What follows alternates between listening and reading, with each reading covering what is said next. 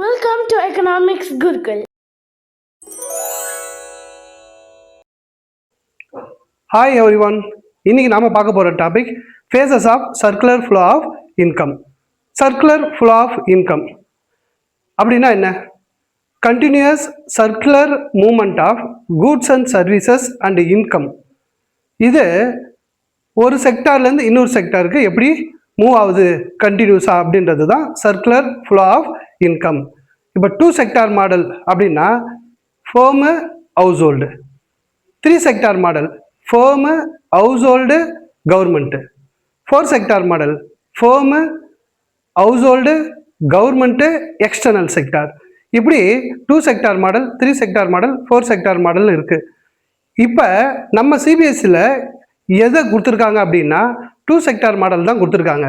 அப்போ அந்த 2 செக்டார் மாடலில் இன்வால்வ் ஆகிற 2 செக்டார் எது அப்படின்னு பார்த்தீங்கன்னா ஒன்று ஹவுஸ் ஹோல்டு, இன்னொன்று ஃபேர்மு. இந்த ஹவுஸ் ஹோல்டுக்கும் ஃபேர்முக்கும் நடுவில் எப்படி கூட்ஸ் அண்ட் சர்வீசஸ் இன்கம் கண்டினியூஸாக சர்க்குலர் மூமெண்ட்டில் ஹவுஸ் ஹோல்டுலேருந்து ஃபேர்முக்கும் ஃபேர்ம்லேருந்து ஹவுஸ் ஹோல்டுக்கும் மூவ் ஆகுது அப்படின்றது தான் சர்க்குலர் ஃப்ளோ ஆஃப் இன்கம். இதை ஏற்கனவே நம்ம ஒரு வீடியோவில் பார்த்துருக்கோம்.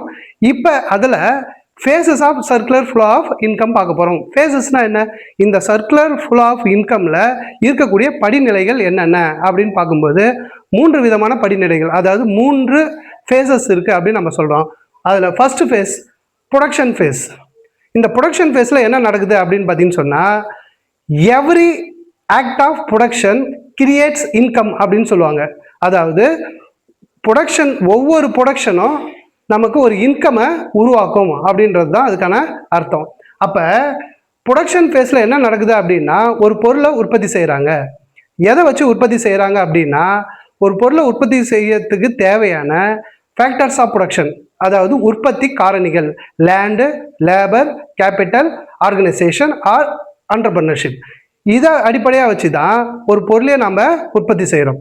அப்போ இந்த ப்ரொடக்ஷன் ஃபேஸில் பொருளை உற்பத்தி செய்கிறாங்க எதை வச்சு அப்படின்னு பார்த்தீங்கன்னா ஃபேக்டர் சர்வீஸை வச்சு. Here firm hires factor services. Factor சர்வீஸ்னால் என்ன? லேண்டு, லேபர், கேபிட்டல், ஆர்கனைசேஷன் இவங்களுடைய சர்வீஸை தான் நாம் ஃபேக்டர் சர்வீஸ் அப்படின்னு நம்ம சொல்கிறோம். இவங்களுடைய சர்வீஸை பயன்படுத்தி firm produce goods with the help of factor service.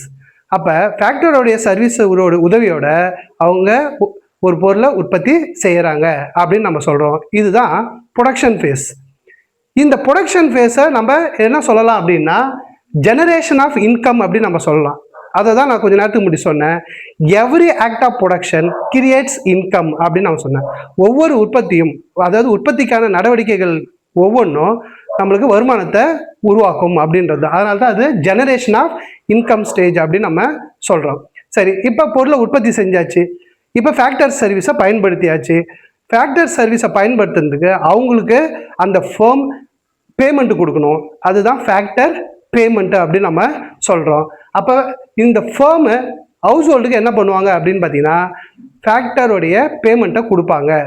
இது ஃபேக்டரை பொறுத்த வரைக்கும் ஃபேக்டர் இன்கம்மு, ஃபேர்மை பொறுத்த வரைக்கும் ஃபேக்டர் பேமெண்ட்டு. இப்போ லேண்டுக்கு ரெண்ட்டும், லேபருக்கு வேஜும், கேபிட்டலுக்கு இன்ட்ரெஸ்ட்டும், ஆர்கனைசேஷனுக்கு ப்ராஃபிட்டும் வருது. இது எந்த வடிவத்தில் வருது அப்படின்னா வருமானம் அப்படின்றது அடிப்படையில் வருது. வருமான அடிப்படையில் வருதுன்னா என்ன? அதாவது ஃபேக்டர் இன்கமாக அது வருது. அந்த ஃபேக்டர் இன்கம்மை வர்றதுனால அதை நாம் என்ன ஸ்டேஜ் அப்படின்னு நம்ம சொல்கிறோம்னா டிஸ்ட்ரிபியூஷன் ஃபேஸ் அப்படின்னு நம்ம சொல்கிறோம். அதுதான் இன்கம் ஃபேஸ் அப்படின்னு நம்ம சொல்கிறோம். இப்போ இவங்களுக்கு அந்த இன்கம் ரிசீவ் ஆகிருக்கு. யாருக்கு அப்படின்னு பார்த்தீங்கன்னா ஹவுஸ் ஹோல்டுக்கு.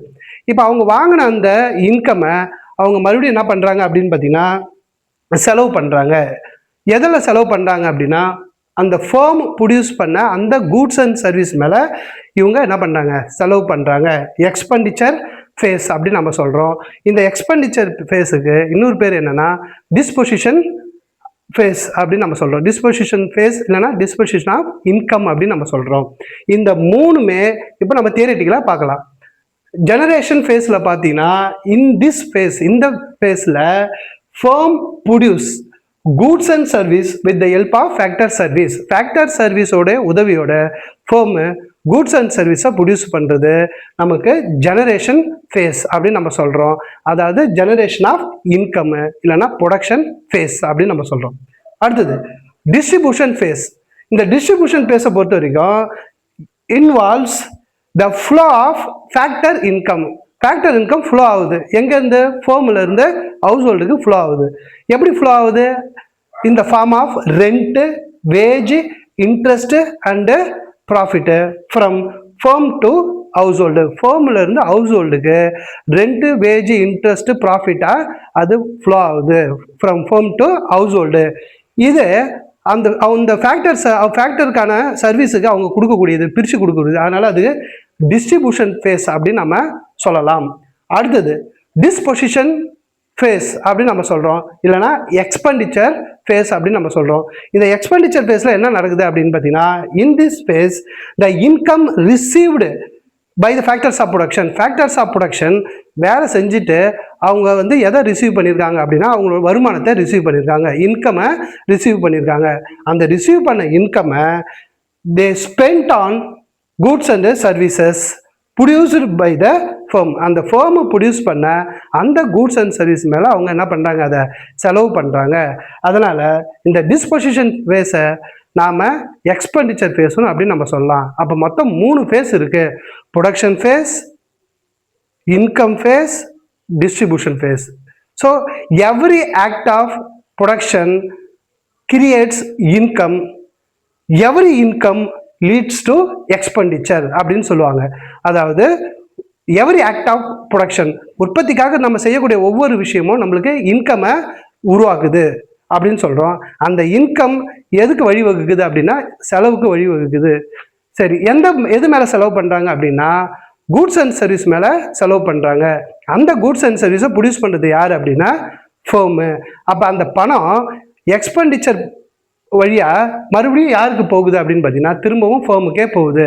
அப்போ ஃபேமில் உருவான அந்த இன்கம் ஒரு கண்டினியூஸாக மூவ் ஆகி மறுபடியும் எங்கேயே வருது அப்படின்னு பார்த்தீங்கன்னா ஃபேமுக்கே வருது அப்படின்னு நம்ம சொல்கிறோம். In this way income generated in the production unit. இந்த ப்ரொடக்ஷன் யூனிட் தான் இன்கமையே என்ன பண்ணுறாங்க? ஜெனரேட் பண்ணுறாங்க. அது ரீச்சஸ் பேக் டு, திரும்பவும் அது எங்கே ரீச் ஆகுது அப்படின்னு பார்த்தீங்கன்னா இங்கே போயிட்டு திரும்ப செலவாக வந்து மறுபடியும் எங்கே போகுது? திரும்பவும் இந்த ப்ரொடக்ஷன் யூனிட்டுக்கு போகுது. அதுதான் unit reaches back to production unit and makes a circular flow complete. அப்போ சர்க்குலர் ஃப்ளோ கம்ப்ளீட்னா என்ன? இங்கே ஆரம்பிக்கிறது மறுபடியும் இங்கே வந்து திரும்பவும் இங்கேயே வந்து என்ன ஆயிடுது? கம்ப்ளீட் ஆகுது அப்படின்னு நம்ம சொல்கிறோம். இதுதான் வந்து பார்த்தீங்கன்னு சொன்னால் சர்க்குலர் மூமெண்ட்டு. அதுதான் சர்க்குலர் ஃப்ளோ ஆஃப் இன்கம். அதோடைய 3 முக்கியமான ஃபேஸஸ். இது வந்து ரொம்ப முக்கியமான ஒரு கொஸ்டின். 3 மார்க்கு இல்லைன்னா 4 மார்க்கில் இது எக்ஸாமில் கேட்பாங்க. தேங்க்யூ.